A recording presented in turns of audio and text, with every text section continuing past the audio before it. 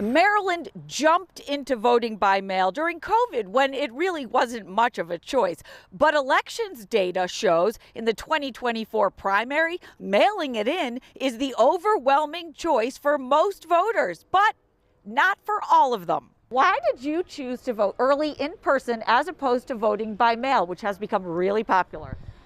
Well, first of all, I don't trust the mail right now because it takes too long. Early voting has been very slow statewide and in Baltimore, too. You could hear a pin drop inside the Public Safety Training Center last week. But on this 8th and final day of Maryland's early voting period, you could hear a slight hum of activity.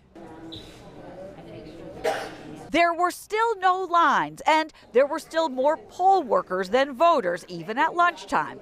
But today, there was definitely more foot traffic. I want to vote early, get it over with, because I don't never know what's going to happen in the meantime. Were you surprised it wasn't that busy in there?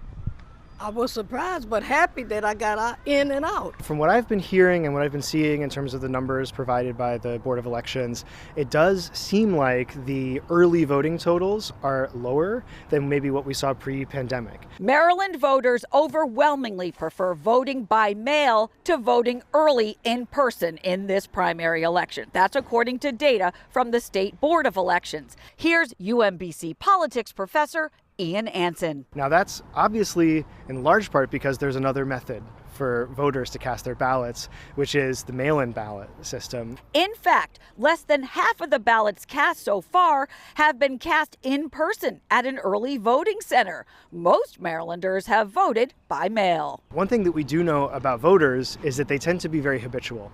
So once voters develop a habit of how they're going to vote, they tend to stick with it. So to you, it was important to fill it out in person and watch it get scanned? Yes, ma'am. Yes, ma'am. I want to see it for myself. I want to know when it happened. I want to know how it happened.